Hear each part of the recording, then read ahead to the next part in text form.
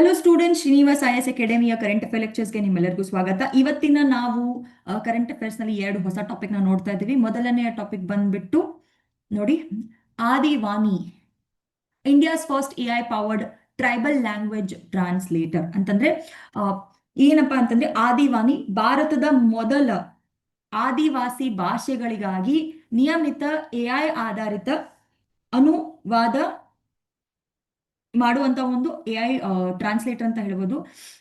ಇದನ್ನ ನಾವು ಏನ್ ಮಾಡ್ತಾ ಇದೀವಿ ಅಂತಂದ್ರೆ ನೋಡಿ, ಟ್ರೈಬಲ್ ಏರಿಯಾಸ್ ಅಂದ್ರೆ ಬುಡಕಟ್ಟು ಜನಾಂಗದವರು ಏನಿರ್ತಾರೆ, ಅವರು ಯಾವ ಭಾಷೆಯನ್ನ ಮಾತಾಡ್ತಾರೆ ಆ ಭಾಷೆ ನಮ್ಗೆ ಅರ್ಥ ಆಗಲ್ಲ. ಸೊ ಅದಕ್ಕೆ ಆ ಭಾಷೆಯನ್ನ ನಾವು ಅರ್ಥ ಮಾಡ್ಕೊಂಡು, ಆ ಭಾಷೆನ ನಾವು ಅರ್ಥ ಮಾಡ್ಕೊಂಡ್ರೆ ಏನಾಗತ್ತಪ್ಪ ಅಂತಂದ್ರೆ ನೋಡಿ, ಅವರ ಸಮಸ್ಯೆಗಳಿಗೆ ನಾವು ಸ್ಪಂದನೆಯನ್ನ ನೀಡಬಹುದು, ಅವರ ಸಮಸ್ಯೆಗಳನ್ನ ನಾವು ಅರ್ಥ ಮಾಡ್ಕೋಬಹುದು. ಈ ಒಂದು ನಿಟ್ಟಿನಲ್ಲಿ ನಾವು ಏನ್ ಮಾಡಿದೀವಪ್ಪ ಅಂತಂದ್ರೆ ಮೊದಲ ಬಾರಿಗೆ ಒಂದು ಎಐ ಆಧಾರಿತ ಟ್ರಾನ್ಸ್ಲೇಟರ್ ಅಂತ ಹೇಳ್ತೀವಿ, ಅನುವಾದಕ ಅಂತ ಹೇಳ್ತೀವಿ ಅಥವಾ ಅನುವಾದಕ ಅಂತ ಹೇಳ್ತೀವಿ. ಅದನ್ನ ನಾವು ಏನ್ ಮಾಡಿದೀವಿ ಅಂತಂದ್ರೆ ತಯಾರು ಮಾಡಿದೀವಿ. ಇದರಿಂದ ನಮ್ಗೆ ಏನಾಗತ್ತಪ್ಪ ಅಂತಂದ್ರೆ ಅದನ್ನ ನಾವು ಜನಜಾತಿ ಜನಜಾತಿ ವ್ಯವಹಾರಗಳ ಸಚಿವಾಲಯದವರು ಪ್ರಮುಖ ತಂತ್ರಜ್ಞಾನ ಸಂಸ್ಥೆಗಳ ಸಂಯೋಜನೆಯಿಂದ ಇದನ್ನ ಆರಂಭಿಸಿದ್ದಾರೆ. So the ministry of tribal affairs ಅಂತ ಹೇಳ್ತೀವಿ. ಇದನ್ನ ಅವ್ರು ಏನ್ ಮಾಡಿದ್ದಾರೆ, collaboration with technical institutions also. So ನೋಡಿ, ಜನಜಾತಿ ವ್ಯವಹಾರಗಳ ಸಚಿವಾಲಯ ಅಂತಂದ್ರೆ ನಮ್ಮ ಮಿನಿಸ್ಟ್ರಿ ಆಫ್ ಟ್ರೈಬಲ್ಸ್, ಇದನ್ನ ನಾವು ಪ್ರಮುಖ ತಾಂತ್ರಿಕ ಸಂಸ್ಥೆಗಳ ಸಹಯೋಗದಿಂದ ಇದನ್ನ ನಾವು ಏನ್ ಮಾಡಿದ್ದೀವಿ, ಆರಂಭಿಸಿದ್ದೇವೆ. ಓಕೆ, ಇದನ್ನ ನಾವು ಟ್ರಾನ್ಸ್ಲೇಟರ್ ಮಾಡಿದ್ದೇವೆ. ನೋಡಿ, ಇದೇನಾಗುತ್ತೆ, ಆದಿವಾಸಿ ಭಾಷೆಗಳೇನಿದೆ ಅಥವಾ ನಿಮ್ಮ ಬುಡಕಟ್ಟು ಜನಾಂಗದ ಭಾಷೆಗಳೇನಿವೆ ಅವನ್ನೆಲ್ಲ ನಾವು ಅನುವಾದ ಮಾಡಬೇಕು. ಯಾಕಂದ್ರೆ ಅದನ್ನ ಅನುವಾದ ಮಾಡಿದ್ರೆ ಅವರ ಸಮಸ್ಯೆಗಳು ಏನಿದೆ ಅದು ನಮಗೆ ಅರ್ಥ ಆಗುತ್ತೆ, ಅವರ ಸಮಸ್ಯೆಗಳಿಗೆ ನಾವು ಸ್ಪಂದನೆಯನ್ನ ನಾವು ಏನ್ ಮಾಡಬಹುದು, ನೀಡಬಹುದು ಅನ್ನೋ ಒಂದು ನಿಟ್ಟಿನಲ್ಲಿ ನಾವೇನ್ ಮಾಡಿದೀವಿ, ಈ ಒಂದು ಆದಿವಾಸಿ ಅನ್ನೋ ಒಂದು ಆಪ್ ಅನ್ನ ನಾವು ಡೌನ್ಲೋಡ್ ಮಾಡಿದೀವಿ ಅಥವಾ ಟ್ರಾನ್ಸ್ಲೇಟರ್ನ ನಾವು ಸಂಸ್ಥೆ ಸ್ಥಾಪನೆಯನ್ನ ಮಾಡಿದ್ದೀವಿ. So Adivani is the India's first AI powered translators for the tribal language, launched by the Ministry of Tribal Affairs in collaboration with top technical institutions. So basically what we're trying to do here is there is a AI powered translator which is going to translate the tribal languages. So we all know we have a lot of tribal areas in our country and we need to understand what are their issues and what are their problems. So in that case what we are trying to do here is we are trying to give them some kind of show them the languages and understand their languages. So we will be able to understand their languages because AI is translating their language into the proper language, maybe probably English, Kannada, Hindi, whatever. And we will be able to understand their issues and we will be able to solve them. Like this, we will be able to have more inclusion in the society, right? So ಪ್ರಮುಖ ವೈಶಿಷ್ಟ್ಯಗಳು ಏನಿದೆ ನೋಡಿ, ಇದು ಏನಾಗುತ್ತಪ್ಪ ಅಂತಂದ್ರೆ bridge communication gap ಅಂತಂದ್ರೆ ನಮ್ಮ ಸಂವಹನೆ ಅಂತರವೇನಿದೆ ಅಂತಂದ್ರೆ ನಮ್ಮ ಸಂಭಾಷಣೆ ಅಂತರ ಏನಿದೆ ಅಥವಾ ಕಮ್ಯುನಿಕೇಶನ್ ಅಂತರ ಏನಿದೆ ಅದನ್ನ ನಾವು ಏನ್ ಮಾಡ್ತೀವಪ್ಪ ಅಂತಂದ್ರೆ ಅದನ್ನ ಒಂದ್ ಸ್ವಲ್ಪ ಕಡಿಮೆ ಮಾಡ್ತೀವಿ ಅಂತ ಇಲ್ಲಿ ಹೇಳ್ಬಹುದು. ಓಕೆ, ಅದಷ್ಟೇ ಅಲ್ಲದೆ ಏನಾಗುತ್ತೆ, ಪ್ರಿಸರ್ವ್ ಎಂಡೇಂಜರ್ಡ್ ಟ್ರೈಬಲ್ ಲ್ಯಾಂಗ್ವೇಜಸ್ ಅಂತಂದ್ರೆ ನಾಶವಾಗುತ್ತಿರುವಂತ ಜನಜಾತಿ ಭಾಷೆಗಳೇನಿವೆ, ನಾಶವಾಗುತ್ತಿರುವಂತ ಬುಡಕಟ್ಟು ಜನಾಂಗದ ಭಾಷೆಗಳೇನಿವೆ ಅದನ್ನ ನಾವು ಇಲ್ಲಿ ಏನ್ ಮಾಡಬಹುದು, ಸಂರಕ್ಷಣೆಯನ್ನ ಮಾಡಬಹುದು. ಮತ್ತೆ ಶಿಕ್ಷಣ, ಆರೋಗ್ಯ ಹಾಗೂ ಆಡಳಿತ ಸೇವೆಗಳ ಸಮಾನ ಪ್ರವೇಶ ಇವನ್ನ ಇಲ್ಲಿ ನಾವೇನ್ ಮಾಡ್ಬೋದು, ಕೊಡಬಹುದು ಅನ್ನೋ ಒಂದು ಉದ್ದೇಶದಿಂದ ಇದನ್ನ ನಾವು ಮಾಡ್ತಾ ಇದ್ದೀವಿ. ನೋಡಿ, preserve endangered tribal language, support inclusion ಅಂತಂದ್ರೆ ನಾನು ಆಲ್ರೆಡಿ ಹೇಳಿದ್ದೇನೆ ನಿಮಗೆ, ಈ ಸಮಾಜದವರು, ನಮ್ಮ ಸಮಾಜದಲ್ಲಿ ಈ ಒಂದು ಬುಡಕಟ್ಟು ಜನಾಂಗದವರಾಯ್ತು ಅಥವಾ ಜನಜಾತಿಯ ಭಾಷೆಗಳನ್ನ ನಾವು ಏನ್ ಮಾಡ್ತಾ ಇದೀವಿ ಅಂತಂದ್ರೆ ನಾಶವಾಗದಂತೆ ಅದನ್ನ ಸಂರಕ್ಷಣೆಯನ್ನ ಮಾಡ್ತಾ ಇದೀವಿ. ಅದರ ಜೊತೆಗೆ ಅವರಿಗೆ ಶಿಕ್ಷಣ ಆಯ್ತು, ಆರೋಗ್ಯ ಆಯ್ತು, ಆಡಳಿತವನ್ನ ನಾವು ಹೇಗೆ ಅವರಿಗೆ ತಲುಪಿಸ್ಬೇಕು ಅನ್ನೋದನ್ನ ಕೂಡ ಇಲ್ಲಿ ಏನಾಗುತ್ತೆ, ನಮ್ಗೆ ಗೊತ್ತಾಗುತ್ತೆ ಅಥವಾ ಅರಿವಾಗುತ್ತೆ. ಯಾಕಂತಂದ್ರೆ ಅವ್ರು ಏನ್ ಹೇಳ್ತಾ ಇದಾರೆ ಅಂತ ನಮಗೆ ಗೊತ್ತೇ ಆಗಿಲ್ಲ ಅಂತಂದ್ರೆ ನಾವು ಅವ್ರಿಗೆ ಹೇಗೆ ಸಹಾಯ ಮಾಡಕ್ಕಾಗತ್ತೆ ಅಲ್ವಾ? ಸೊ ಇವಾಗ ನಾವು ಅವ್ರು ಏನ್ ಹೇಳಕ್ಕೆ ಪ್ರಯತ್ನವನ್ನ ಪಡ್ತಾ ಇದ್ದಾರೆ ಅಂತ ಗೊತ್ತಾದ ತಕ್ಷಣ ನಾವ್ ಏನ್ ಮಾಡ್ಬೋದು ಅಂತಂದ್ರೆ ಅವ್ರಿಗೆ ಶಿಕ್ಷಣವನ್ನ ಕೊಡ್ಬೋದು, ಅವ್ರಿಗೆ ಆರೋಗ್ಯದ ವ್ಯವಸ್ಥೆಗಳನ್ನ ನಾವು ಮಾಡ್ಬೋದು, ಆಡಳಿತದ ಸೇವೆಗಳನ್ನ ಅವ್ರಿಗೆ ಏನ್ ಮಾಡ್ಬೋದು, ಸಲ್ಲಿಸಬಹುದು. ಈ ಎಲ್ಲವನ್ನ ನಾವು ಏನ್ ಮಾಡ್ಬೋದಪ್ಪ ಅಂತಂದ್ರೆ ಈ ಒಂದು ಆದಿವಾನಿಯ ಆಪ್ ಇಂದ ಮಾಡ್ಬೋದು ಅಥವಾ ಆದಿವಾನಿಯಿಂದ ನಾವು ಮಾಡ್ಬೋದು. ಅದಷ್ಟೇ ಅಲ್ಲದೆ ನೋಡಿ, ತಂತ್ರಜ್ಞಾನ, ಟೆಕ್ನಾಲಜಿ, ಯಾವ ಟೆಕ್ನಾಲಜಿನ ನಾವು ಯೂಸ್ ಮಾಡ್ತಾ ಇದೀವಿ ಅಂತಂದ್ರೆ it uses advanced AI models ಅಂತಂದ್ರೆ ನೋ ಲ್ಯಾಂಗ್ವೇಜ್ ಲೆಫ್ಟ್ ಬಿಹೈಂಡ್ ಅಂತಂದ್ರೆ ನಾವೇನ್ ಮಾಡ್ತಾ ಇದ್ದೀವಿ, ಎಐ ಮಾಡೆಲ್ ನ ಯೂಸ್ ಮಾಡ್ತಾ ಇದೀವಿ. ಎಐ ಮಾಡೆಲ್ ಯೂಸ್ ಮಾಡ್ತಾ ಇರೋದು ಯಾವ್ದಪ್ಪ ಅಂತಂದ್ರೆ ನೋ ಲ್ಯಾಂಗ್ವೇಜ್ ಲೆಫ್ಟ್ ಬಿಹೈಂಡ್ ಅಂತಂದ್ರೆ ಯಾವುದೇ ಭಾಷೆಯನ್ನ ನಾವು ಉಳಿದಿಲ್ಲ ಅನ್ನೋದನ್ನ, and Indic trans two adapt specially for low source languages ಅಂತಂದ್ರೆ ಇದು NLLB ಅಂತಂದ್ರೆ ನೋಡಿ, NLLB ಅಂತಂದ್ರೆ ಇಲ್ಲಿ ಬರೋದು ನೋ ಲ್ಯಾಂಗ್ವೇಜ್ ಲೆಫ್ಟ್ ಬಿಹೈಂಡ್ ಅಂತ ಹೇಳ್ತೀವಿ, ಅಥವಾ ಟ್ರಾನ್ಸ್ ಇಂಡಿಯಾ 2 ಇಂತ ಅನ್ನುವಂಥದ್ದನ್ನ ನಾವೇನ್ ಮಾಡ್ತಾ ಇದೀವಿ, ಅದನ್ನ ನಾವು ಉಪಯೋಗಿಸ್ಕೊಳ್ತಾ ಇದ್ದೀವಿ. ಈ ತರ ನಾವು ಈ ಒಂದು ತಂತ್ರಜ್ಞಾನವನ್ನ ನಾವಿಲ್ಲಿ ಉಪಯೋಗಿಸ್ಕೊಂಡು ಇದನ್ನ ನಾವು ಮುಂದೆ ಒರೆಸ್ತಾ ಇದ್ದೀವಿ. ಕಾರ್ಯಕ್ರಮ ನೋಡಿ ಅಥವಾ ಕಾರ್ಯಕ್ಷಮತೆಯನ್ನು ನೋಡಿ, ಫಂಕ್ಷನಾಲಿಟಿ.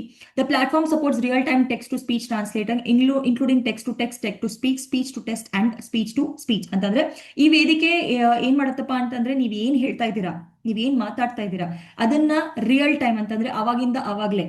ಓಕೆ, ಫಾರ್ ಎಕ್ಸಾಂಪಲ್ ಇವಾಗ ನಿಮ್ಗೆ ಇದು ವಾಟ್ಸಪ್ ಅಲ್ಲಿ ಸಿಗುತ್ತೆ. ವಾಟ್ಸಪ್ ಅಲ್ಲಿ ನೀವು ನೋಡಿ ಟೆಕ್ಸ್ಟ್ ಅಲ್ಲಿ ಒಂದು ಆಪ್ಷನ್ ಬರುತ್ತೆ, ವಾಯ್ಸ್ ನೋಟ್ ಕಳ್ಸೋದ್ರ ಬಗ್ಗೆ ನಾನು ಹೇಳ್ತಾ ಇಲ್ಲ. ನೀವು ಟೈಪ್ ಮಾಡಕ್ ಹೋದಾಗ ನಿಮಗೆ ಒಂದು ಈ ತರ ಆಪ್ಷನ್ ಬರುತ್ತೆ. ಓಕೆ, ಅಂತಂದ್ರೆ ಅದು ವಾಯ್ಸ್ ನೀವ್ ಏನ್ ಹೇಳ್ತಿರೋ ಅದು ಟೈಪ್ ಆಗ್ತಾ ಹೋಗುತ್ತೆ. ಫಾರ್ ಎಕ್ಸಾಂಪಲ್ ನಾನು ಹಾಯ್ ಕಾವೇರಿ ಅಂತ ಹೇಳಿದ್ರೆ ಇಲ್ಲಿ ಹಾಯ್ ಶ್ರೀನಿವಾಸ್ IAS ಅಕಾಡೆಮಿ ಅಂತ ಟೈಪ್ ಆಗುತ್ತೆ. ನಾನು ಹಾಯ್ ಶ್ರೀನಿವಾಸ್ IAS ಅಕಾಡೆಮಿ ಅಂತ ಹೇಳಿದ್ರೆ ಹಾಯ್ ಶ್ರೀನಿವಾಸ್ IAS ಅಕಾಡೆಮಿ ಅಂತ ಟೈಪ್ ಆಗ್ತಾ ಹೋಗುತ್ತೆ. ಸೊ ಇದೇನಪ್ಪಾ ಅಂತಂದ್ರೆ ಧ್ವನಿ ಅನುವಾದನೆ ಆಗ್ತಾ ಇದೆ. ಪಟ್ಟೆ ಅಂತಂದ್ರೆ ನೋಡಿ ಟೆಕ್ಸ್ಟ್ ಮತ್ತೆ ಧ್ವನಿ ಅನುವಾದನೆ ಆಗ್ತಾ ಇದೆ, ಇದನ್ನ ಬೆಂಬಲಿಸ್ತಾ ಇರುತ್ತೆ. ಪಟ್ಟೆಯಿಂದ ಪಟ್ಟೆಗೆ ಅಂತಂದ್ರೆ ಟೆಕ್ಸ್ಟ್ ಟು ಟೆಕ್ಸ್ಟ್ ಅಂತ ಹೇಳ್ತೀವಿ. ಪಟ್ಟೆಯಿಂದ ಪಟ್ಟೆಗೆ, ಪಟ್ಟೆಯಿಂದ ಧ್ವನಿಗೆ, ಧ್ವನಿಯಿಂದ ಪಟ್ಟೆಗೆ ಮತ್ತು ಧ್ವನಿಯಿಂದ ಧ್ವನಿ ರೂಪಾಂತರ ಕೂಡ ಇದೇನ್ ಮಾಡುತ್ತೆ ಮಾಡಕ್ಕೆ ಸಾಧ್ಯತೆ ಇದೆ ಇಲ್ಲಿಂದ. ಓಕೆ, ನೋಡಿ OCR ಅಂಡ್ ಟೂಲ್, OCR ಮತ್ತು ಉಪಕ್ರಮಗಳು. It includes OCR for digital ಮನುಸ್ಮೃತೀಸ್ or manuscripts and tools to create bilingual tribal dictionary. ಅಂತಂದ್ರೆ ನಾವು OCR ಅಂತ ಹೇಳ್ತೀವಿ, ಆಪ್ಟಿಕಲ್ ರೆಸಲ್ಯೂಷನ್ ಅಂತ ಹೇಳ್ತೀವಿ ಇದಕ್ಕೆ. ಸೊ ಇದು ಕೂಡ ಇರುತ್ತೆ ಅಲ್ಲಿ. ಅಲ್ಲಿಂದ ಏನಾಗುತ್ತೆ ಅಂತಂದ್ರೆ ಆ ಜನಾಂಗದವರು ಯಾವ ಭಾಷೆ ಅವರ ಟೆಕ್ಸ್ಟ್ ಏನಿದೆ, ಮನುಸ್ಮೃತಿ ಅಂತ ಏನಿದೆ ಇವಾಗ ಆ ಭಾಷೆಯಲ್ಲಿ ಅವ್ರು ಬರ್ದಿರ್ತಾರೆ, ಅದನ್ನ ನಾವು ಅನಲೈಸ್ ಮಾಡಕ್ಕೆ ಏನ್ ಮಾಡ್ತೀವಿ ಅಂದ್ರೆ ಉಪಯೋಗಿಸ್ತಾ ಇದ್ದೀವಿ. ಅದಕ್ಕೆ ನಾವು OCR ಅಂತ ಹೇಳ್ತೀವಿ, ಆಪ್ಟಿಕಲ್ ಕ್ಯಾರೆಕ್ಟರ್ ರೆಕಗ್ನೈಸೇಷನ್ ಅಂತ ಹೇಳ್ತೀವಿ. OCR ಅಂತಂದ್ರೆ ನೋಡಿ ಆಪ್ಟಿಕಲ್ ಕ್ಯಾರೆಕ್ಟರ್ ಅಂತಂದ್ರೆ ಯಾವ ಅಕ್ಷರವನ್ನ ಅವರು ಬರ್ದಿದ್ದಾರೆ ಅದನ್ನ ನಾವು ಕಂಡು ಹಿಡಿಯೋದಕ್ಕೆ ಆಪ್ಟಿಕಲ್ ಫೈಬರ್ ರೆಕಗ್ನೈಸೇಷನ್ ಅಂತ ಹೇಳ್ತೀವಿ. ಇದನ್ನ ಕೂಡ ನಾವು ಏನ್ ಮಾಡ್ತಾ ಇದೀವಿ, ತಗೊಳ್ತಾ ಇದೀವಿ. ಇದರಿಂದ ನಮ್ಗೆ ಏನಾಗುತ್ತೆ ಅಂತಂದ್ರೆ ಅವರ ಪುಸ್ತಕ ಏನಿದೆ ಅದನ್ನ ನಾವು ಡಿಜಿಟಲ್ ಆಗಿ ಸೇವ್ ಮಾಡಬಹುದು. ಈ ತರ ಮಾಡೋದ್ರಿಂದ ಏನಾಗುತ್ತೆ, ಬೈಲ್ಯಾಂಗ್ವಲ್ ಟ್ರೈಬಲ್ ಡಿಕ್ಷನರೀಸ್ ಅಂತಂದ್ರೆ ನಮಗೆ ಎರಡು ಲ್ಯಾಂಗ್ವೇಜ್ ಅಂತಂದ್ರೆ ಇವಾಗ ಅವರ ಭಾಷೆಯಲ್ಲಿ ಒಂದು ಡಿಕ್ಷನರಿ ಇರುತ್ತೆ, ಆಮೇಲೆ ನಮಗೆ ಯಾವ ಭಾಷೆ ಬೇಕೋ ಆ ಭಾಷೆಯಲ್ಲಿ ಕೂಡ ನಮಗೆ ಒಂದು ಡಿಕ್ಷನರಿ ಇರುತ್ತೆ. ಓಕೆ, ಇದನ್ನ ನಾವು ಏನ್ ಮಾಡ್ತಾ ಇದೀವಿ, OCR ಟೂಲ್ಸ್ ನ ಉಪಯೋಗ ಮಾಡಿಕೊಂಡು ನಾವು ಅದನ್ನ ಟ್ರಾನ್ಸ್ಲೇಟ್ ಕೂಡ ಮಾಡ್ಕೊಳ್ತಾ ಇದ್ದೀವಿ. ಓಕೆ, ಅದಷ್ಟೇ ಅಲ್ಲದೆ ಕಾಂಟೆಂಟ್ ಸಪೋರ್ಟ್, ವಿಷಯ ಬೆಂಬಲ. Adivani provides language learning models and government advisory including PM speech in tribal languages also. ಅಂತಂದ್ರೆ ನಮ್ಮ ನರೇಂದ್ರ ಮೋದಿಜಿ ಅವರು, ಪ್ರಧಾನಿ ಅವರು ಯಾವ್ದಾದ್ರು ಭಾಷಣವನ್ನ ಕೊಟ್ರೆ ಅಂತ ಭಾಷಣ ಸೇರಿದಂತೆ ಸರ್ಕಾರದ ಸಲಹೆಗಳೇನಿದೆ ಅದನ್ನ ನಾವೇನ್ ಮಾಡ್ತಾ ಇದೀವಿ, ಜನಜಾತಿಯ ಭಾಷೆಗಳಲ್ಲಿ ಅದನ್ನ ಒದಗಿಸ್ಕೊಡ್ತಾ ಇದ್ದೀವಿ. ಇವಾಗ ನೋಡಿ ಏನಾಗುತ್ತೆ, ಪಾಪ ಅವ್ರಿಗೆ ಅಲ್ಲಿರುವಂತ ಬುಡಕಟ್ಟು ಜನಾಂಗದವರಿಗೆ ಅವರಿಗೆ ಅವರದೇ ಆದ ಭಾಷೆ ಬರ್ತಾ ಇರುತ್ತೆ. ನಮ್ಮ ಹಿಂದಿ ಆಯ್ತು ಅಥವಾ ಕನ್ನಡ ಆಯ್ತು ಅಥವಾ ಇಂಗ್ಲಿಷ್ ಬರ್ತಾ ಇರೋದಿಲ್ಲ. ಅಂತದಿದ್ದಾಗ ನಾವೇನ್ ಮಾಡ್ತಿದೀವಿ ಅಂದ್ರೆ ನಮ್ಮ ಸರ್ಕಾರದ ಯಾವುದೇ ಸ್ಕೀಮ್ಸ್ ಇದೆ, ಏನಂತ ಹೇಳ್ತೀರಾ, ಬಿಲ್ಸ್ ಇವೆ, ಅವನ್ನೆಲ್ಲವನ್ನ ನಾವು ಏನ್ ಮಾಡ್ಬೇಕಾಗತ್ತೆ ಅಂತಂದ್ರೆ ಅವ್ರಿಗೆ ಹೇಳ್ಬೇಕಾಗತ್ತೆ. ಇಲ್ಲ ನಿಮ್ಗೆ ಗೊತ್ತಿದೆ ನಮ್ಮ ಪ್ರಧಾನಿ ಅವ್ರು ಏನ್ ಮಾಡ್ತಾರೆ ಅಂದ್ರೆ ತುಂಬಾ ಭಾಷಣಗಳನ್ನ ಮಾಡ್ತಾ ಇದ್ರೆ ಅದನ್ನೆಲ್ಲವನ್ನ ನಾವು ಅವ್ರಿಗೆ ಹೇಳ್ಬೇಕು ಅಂತಂದ್ರೆ ಅವರ ಒಂದು ಭಾಷೆಯಲ್ಲಿ ಹೇಳಿದ್ರೆ ಅದು ಅವ್ರಿಗೆ ಇನ್ನೂ ಚೆನ್ನಾಗಿ ಅರ್ಥ ಆಗತ್ತೆ.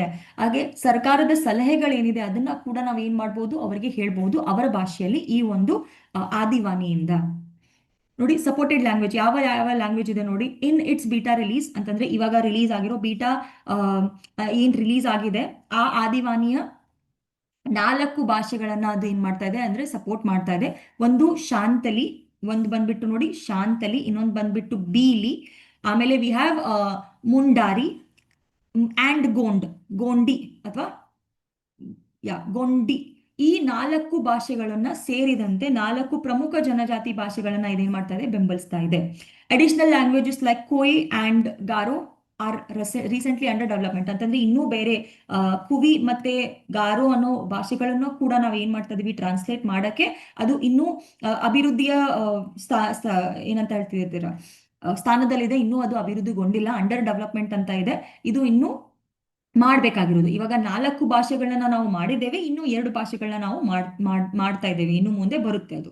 ಓಕೆ, ಅವೈಲಬಿಲಿಟಿ, ಲಭ್ಯತೆ ನೋಡಿ. ಇದನ್ನ ಆಕ್ಸೆಸಿಬಲ್ ಥ್ರೂ ವೆಬ್ ಪೋರ್ಟಲ್ ಅಂತಂದ್ರೆ ನೀವು ಹೇಗೆ ಮಾಡ್ಬೋದು, ಇದನ್ನ adivani.tribal.com ಹೋಗಿ ಮೊಬೈಲ್ ಆಪ್ ನ ಕೂಡ ಬೀಟಾ ವರ್ಜನ್ ಕೂಡ ನೀವೇನ್ ಮಾಡ್ಬೋದು, ಆಂಡ್ರಾಯ್ಡ್ ಮತ್ತೆ iOS ಅಲ್ಲಿ ಇದನ್ನ ಡೌನ್ಲೋಡ್ ಮಾಡ್ಕೊಳ್ಬಹುದು. ಓಕೆ, ಈಗ ಇನ್ನೊಂದು ಹೊಸ ಟಾಪಿಕ್, ಇಂಪಾರ್ಟೆಂಟ್ ಟಾಪಿಕ್ ಏನಿದೆಪ್ಪ ಅಂತಂದ್ರೆ ನೋಡಿ, Indian last 18 times more forest than it gained IIT Bombay. ನೋಡಿ, an IIT Bombay led study published in 2025 reveals that India suffered a massive net loss of forest between 2015 to 2019 ಅಂತಂದ್ರೆ ಏನಾಗಿದೆ ಅಂತಂದ್ರೆ 2025ರಲ್ಲಿ ಪ್ರಕಟವಾಗಿರುವಂತ IIT ಬಾಂಬೆಯ ನೇತೃತ್ವ ಆ, ಒಂದು ಏನಂತ ಹೇಳ್ತೀರಾ ನೀವು, ಪಬ್ಲಿಷ್ ಮಾಡಿರುವಂತಹ ಒಂದು ಪೇಪರ್ ನಲ್ಲಿ ನಮ್ಗೆ ಏನ್ ಗೊತ್ತಾಗಿದೆ ಅಂದ್ರೆ 2015ರಿಂದ 2019 ನಡುವೆ ಭಾರತವು ದೊಡ್ಡ ಮಟ್ಟದ ಅರಣ್ಯ ನಾಶವನ್ನ ಏನಾಗಿದೆ ಅನುಭವಿಸ್ತಾ ಇದೆ ಎಂದು ಅವ್ರು ಏನ್ ಮಾಡಿದ್ದಾರೆ, ಬಹಿರಂಗ ಪಡಿಸಿದ್ದಾರೆ. ಅಂತಂದ್ರೆ ಇವಾಗ ರೀಸೆಂಟ್ ಆಗಿ 2025ರಲ್ಲಿ ಅವ್ರು ಏನ್ ಮಾಡಿದ್ದಾರೆ, ಒಂದು ಆ ಅಧ್ಯಾಯವನ್ನ ಅವರು ಬಿಡುಗಡೆ ಮಾಡಿದ್ದಾರೆ. ಆ ಅಧ್ಯಯನದಲ್ಲಿ ಅವ್ರು ಏನ್ ಹೇಳ್ತಾರೆ ಅಂತಂದ್ರೆ 2015ರಿಂದ 2019 ಒಳಗಡೆ ನಮ್ಮ ಭಾರತದಲ್ಲಿ ತುಂಬಾ ಅರಣ್ಯದ ಏನಾಗಿದೆ, ನಾಶವಾಗಿದೆ ಅಂತ ಹೇಳ್ತಾರೆ. ಅವ್ರು ಏನ್ ಹೇಳ್ತಾರೆ ನೋಡಿ, for every 1 square kilometer of forest gain the country has last 18 square kilometre ಅಂತಂದ್ರೆ ನಮಗೆ 1 ಸ್ಕ್ವೇರ್ ಕಿಲೋಮೀಟರ್ ಅಷ್ಟು ಜಾಗ ಬೇಕಂತಂದ್ರೆ ನಾವು ಏನ್ ಮಾಡಿದೀವಿ ಅಂದ್ರೆ 18 ಸ್ಕ್ವೇರ್ ಕಿಲೋಮೀಟರ್ ಅಷ್ಟು ಅರಣ್ಯವನ್ನ ನಾವು ಏನ್ ಮಾಡಿದೀವಿ, ಅದನ್ನ ನಾವು ನಾಶ ಪಡಿಸಿದ್ದೇವೆ ನೋಡಿ. 1 ಕಿಲೋಮೀಟರ್ ಅಥವಾ 1 ಚೀಕು ಕಿಲೋಮೀಟರ್ ಅಂತಂದ್ರೆ ಸ್ಕ್ವೇರ್ ಕಿಲೋಮೀಟರ್ ಅರಣ್ಯವನ್ನ ಹೆಚ್ಚಾಗಿದ್ದಾಗ ಸುಮಾರು 18 ಅರಣ್ಯ ನಾಶವನ್ನ ನಾವು ಏನ್ ಮಾಡಿದ್ದೇವೆ ಅಂತಂದ್ರೆ for every 1 kilometre forest gain ಅಂತಂದ್ರೆ ಇಷ್ಟು ಫಾರೆಸ್ಟ್ ಅಂದ್ರೆ ಇಷ್ಟು ಅರಣ್ಯ ಮಾಡಬೇಕು ಅಂತಂದ್ರೆ ನಾವು ಇಷ್ಟು ಏನ್ ಮಾಡಿದ್ದೇವೆ ಅಂತಂದ್ರೆ ಇಕೋಲಾಜಿಕಲ್ ಡಿಟೋರೇಷನ್ ಮಾಡಿದ್ದೇವೆ. ಅಲ್ಲಿಂದ ಏನ್ ಮಾಡಿದ್ದೇವೆ ಅಂತಂದ್ರೆ ಅರಣ್ಯ ನಾಶವಾಗುವಂತೆ ನಾಶವಾಗಿದೆ. ಅದು ಏನಾಗಿದೆ ಅಂತಂದ್ರೆ ಒಂದು ಗಂಭೀರ ಪರಿಸರ ಹಾನಿಗೆ ಸೂಚಿಸ್ತಾ ಇದೆ. Okay, the study also warned that most of the gains were fragmented elites with the low ecological value, while the losses occurred in vital core and corridor areas. ಅಂತಂದ್ರೆ ಇದು ಎಲ್ಲ ಆಗ್ತಾ ಇದೆ ಅಂದ್ರೆ ಪ್ರಮುಖ ಪ್ರದೇಶಗಳಲ್ಲಿ ಇದು ಕಂಡು ಬರ್ತಾ ಇದೆ. ಅಂತಂದ್ರೆ ಎಲ್ಲಿ ನಿಮ್ಮ ಕೋರ್ ಮತ್ತೆ ವಾಣಿಜ್ಯ ಕಾರಿಡಾರ್ಗಳೇನಿದೆ, ಎಕನಾಮಿಕ್ ಕಾರಿಡಾರ್ಗಳೇನಿದೆ, ಆ ಒಂದು ಪ್ರದೇಶದಲ್ಲಿ ಏನಾಗ್ತಾ ಇದೆ, ಈ ಒಂದು ಸಿಚುವೇಶನ್ ಬಂದಿದೆ ಅಂತ ನಾವಿಲ್ಲಿ ಹೇಳ್ಬಹುದು. ಓಕೆ, ನೋಡಿ ಉದ್ದೇಶ ಏನಂತಂದ್ರೆ it highlights the major findings. ಅಂತಂದ್ರೆ ಏನಾಗಿದೆ ಅಂತಂದ್ರೆ 2015ರಿಂದ 2019ರಲ್ಲಿ ಅಭಿವೃದ್ಧಿಯಲ್ಲಿ ಭಾರತದ ಅರಣ್ಯದ ನಾಶದ ಬಗ್ಗೆ IIT ದವ್ರು ಏನ್ ಮಾಡಿದ್ದಾರೆ ಅಂತಂದ್ರೆ ಈ ಒಂದು ಅಧ್ಯಾಯವನ್ನ ಕೊಟ್ಟಿದ್ದಾರೆ. ಓಕೆ, ಇದರಲ್ಲಿ ನೋಡಿ ಏನಾಗಿದೆ ಅಂತಂದ್ರೆ ಶುದ್ಧ ನಷ್ಟ ಅಂದ್ರೆ ನೆಟ್ ಲಾಸ್ ಅಂತಂದ್ರೆ ವಿಭಾಜನೆ, ಫ್ರಾಗ್ಮೆಂಟೇಶನ್, ಪರಿಸರ ಮಾಲಿನ್ಯ, ಎಕನಾಲಜಿಕಲ್ ಇಂಪಾರ್ಟೆಂಟ್ ಅಥವಾ ಮಾಲಿನ್ಯದ ಪರಿಣಾಮ, ಮತ್ತು ರಾಜ್ಯವಾರ ಅಂದ್ರೆ ಸ್ಟೇಟ್ ವೈಸ್ ಕೂಡ ನಾವು ಏನ್ ಮಾಡ್ತಾ ಇದೀವಿ, ಟ್ರೆಂಡ್ಸ್ ಹೇಗಿದೆ, ಪ್ರತಿಯೊಂದು ರಾಜ್ಯದಲ್ಲಿ ಹೇಗೆ ಇದು ನಡೀತಾ ಇದೆ ಅನ್ನೋದನ್ನು ಕೂಡ ಏನ್ ಮಾಡಿದ್ದಾರೆ, ಇವರು ಹೇಳಿದ್ದಾರೆ. ಓಕೆ, ಅದಷ್ಟೇ ಅಲ್ಲದೆ ನೋಡಿ ಮ್ಯಾಸಿವ್ ನೆಟ್ ಫಾರೆಸ್ಟ್ ಲಾಸ್ ಅಂತ ಇದು ದೊಡ್ಡ ಮಟ್ಟದಲ್ಲಿ ಶುದ್ಧ ಅರಣ್ಯದ ನಷ್ಟ ಆಗಿದೆ.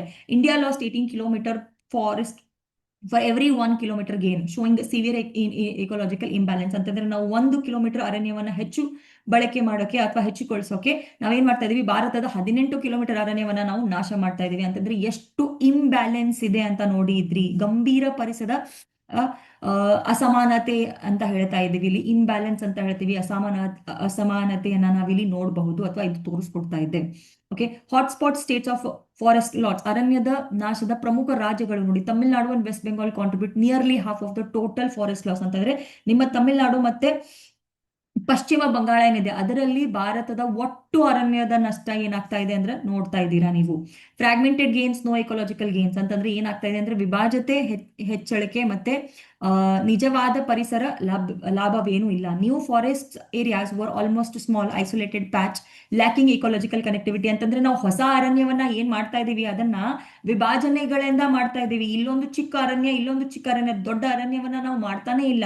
ನಾವೇನ್ ಹೇಳ್ತಾ ಇದೀವಿ, ಇಲ್ಲಿ ನಾವು ಅರಣ್ಯವನ್ನ ಮಾಡ್ತಾ ಇದೀವಿ ಅಂತ ನಮ್ಗೆ ನಿಜವಾಗಿರುವಂತ ಅರಣ್ಯವನ್ನ ನಾವು ಕಡಿದು ಹಾಕ್ತಾ ಇದೀವಿ. ಈ ತರ ಮಾಡೋದ್ರಿಂದ ಏನಾಗ್ತಾ ಇದೆ ಅಂತಂದ್ರೆ ಅಲ್ಲಿ ಇಂಬ್ಯಾಲೆನ್ಸ್ ಕ್ರಿಯೇಟ್ ಆಗ್ತಾ ಇದೆ. ನೋಡಿ ಏನಾಗ್ತದೆ, ನೀವು ಹೊಸ ಅರಣ್ಯದ ಪ್ರದೇಶಗಳೇನಿದೆ ಹೆಚ್ಚಾಗಿ ಅವು ಸಣ್ಣ ಮಟ್ಟದಲ್ಲಿದೆ ಅಥವಾ ಅವು ವಿಭಾಜನೆಗೊಂಡಿದೆ. ಅದು ಒಂದು ಒಟ್ಟಾಗಿರುವಂತ ಒಂದು ಸಂಪೂರ್ಣ ಇದಂತ ಏನಂತ ಹೇಳ್ತಾ ಇದೀವಿ ನಾವು, ಅರಣ್ಯ ಅಂತ ಹೇಳ್ತಾನೆ ಇಲ್ಲ. ಯಾಕೆಂತಂದ್ರೆ ಅಲ್ಲಿ ಏನಾಗ್ತಾ ಇದೆ ನೋಡಿ, ವಿಭಾಜತೆ ಹೆಚ್ಚಳಿಕೆ ಆಗ್ತಾ ಇದೆ. ಆಮೇಲೆ ನಿಜವಾದ ಪರಿಸರ ಲಭ್ಯ ಆಗ್ತಾ ಇಲ್ಲ ಅವರಿಗೆ. ಯಾವುದೇ ನೀವು ಪ್ರಾಣಿ ಆಯ್ತು ಏನೇ ಆಯ್ತು, ಚಿಕ್ಕ ಅರಣ್ಯ ಇದ್ರೆ ಅಲ್ಲಿ ನಿಮ್ಗೆ ಪ್ರಾಣಿಗಳು ಕಾಣಿಸ್ಕೊಳ್ಳೋದಿಲ್ಲ. ಅರಣ್ಯ ದಟ್ಟವಾಗಿದ್ದು ದೊಡ್ಡದಾಗಿದ್ರೆ ಮಾತ್ರ ನಿಮಗೆ ಅಲ್ಲಿ ಪ್ರಾಣಿಗಳು ಪಕ್ಷಿಗಳು ಸಿಗುತ್ತೆ. ಸೊ ಈ ತರ ಆಗೋದ್ರಿಂದ ಏನಾಗ್ತಾ ಇದೆ ಅಂತಂದ್ರೆ ಅಲ್ಲಿ ಒಂದು ಅಸಮಾನತೆ ಏನಾಗಿದೆ, ಕ್ರಿಯೇಟ್ ಆಗಿದೆ ಅಥವಾ ಆಗಿದೆ ಅನ್ನೋದನ್ನ ನಾವಿಲ್ಲಿ ನೋಡಬಹುದು. Okay, loss in the core and corridor areas ನಾನು ಇನ್ನು ಆಲ್ರೆಡಿ ಹೇಳಿದ್ದೀನಿ. ಇದು ವಾಣಿಜ್ಯ ಮಟ್ಟದಲ್ಲಿ ಏನಿದೆ ಅಲ್ಲಿ ಕೂಡ ಏನಾಗ್ತಾ ಇದೆ ಅಂತಂದ್ರೆ ಇದು ಕಡಿಮೆ ಆಗ್ತಾ ಇದೆ. ನೋಡಿ, ಕೋರ್ ಮತ್ತೆ ಕಾರಿಡಾರ್ ಪ್ರದೇಶಗಳಲ್ಲಿ ನಷ್ಟ. ಮೇಜರ್ ಲಾಸಸ್ ಆಕರ್ಡ್ ಇನ್ ಕ್ರೂಷಿಯಲ್ ವೈಲ್ಡ್ ಲೈಫ್ ಕಾರಿಡಾರ್ಸ್ ಅಂತಂದ್ರೆ ನಮ್ಮ ವಾಣಿಜ್ಯೀವಿ ಮಾರ್ಗಗಳೇನಿದೆ ಅಲ್ಲಿ ಕೂಡ ಏನಾಗ್ತಾ ಇದೆ, ಇದು ತುಂಬಾ ಮಟ್ಟದಲ್ಲಿ ಕಡಿಮೆ ಆಗ್ತಾ ಬಂದಿದೆ. ಡೇಟಾ ಇನ್ಸೈಟ್ಸ್ ಅಂಡ್ ರಿಲಯಬಿಲಿಟಿ ಅಂತಂದ್ರೆ ಡೇಟಾ ನಿಯಂತ್ರಣೆ ಕೂಡ ನೋಡಿ. The study used Copernicus global land service data known for high accuracy and connectivity mapping ಅಂತಂದ್ರೆ ಅವ್ರು ಯೂಸ್ ಮಾಡಿರೋದು ಕಾರ್ಪಸ್ ನೋಡಿ ಲ್ಯಾಂಡ್ ಗ್ಲೋಬಲ್ ಅನ್ನೋ ಒಂದು ಡೇಟಾವನ್ನ ನಾವು ಬಳಸಿದ್ದೇವೆ. ಇವರು ಕೊಟ್ಟಿರುವಂತ ಡೇಟಾ ಏನಿದೆ ಅದು ಕರೆಕ್ಟ್ ಆಗಿರುವಂತ ಡೇಟಾ, ತುಂಬಾ ಹೈ ಅಕ್ಯುರಸಿ ಅಂಡ್ ಕನೆಕ್ಟಿವಿಟಿ ಅಂತಂದ್ರೆ ಅತಿ ಹೆಚ್ಚು ಕರೆಕ್ಟ್ ಆಗಿರುವಂತ ಡೇಟಾವನ್ನ ಅವರು ನಮಗೆ ಕೊಟ್ಟಿದ್ದಾರೆ.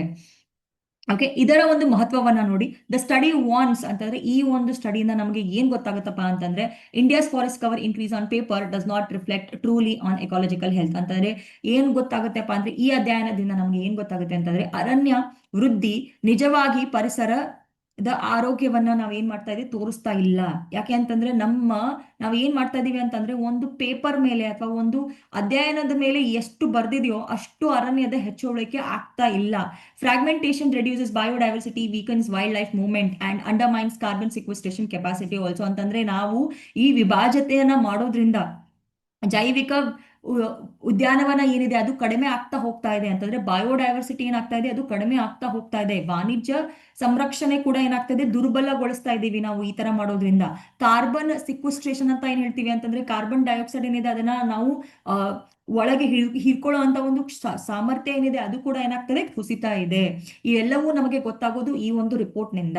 ಸೊ ಅದಕ್ಕೆ ಏನಾಗುತ್ತೆ ಅಂತ ನೋಡಿ, ಇಲ್ಲಿ ಸರ್ಕಾರ ಏನ್ ಮಾಡ್ಬೇಕು ಅಂತಂದ್ರೆ ಈ ತರ ಏನು ಇಂಬ್ಯಾಲೆನ್ಸ್ ಆಗ್ತಾ ಇದೆ ನಾವು ಕಡಿಮೆ ಮಾಡ್ತಾ ಹೋಗ್ಬೇಕಾಗುತ್ತೆ ಮುಂದೆ.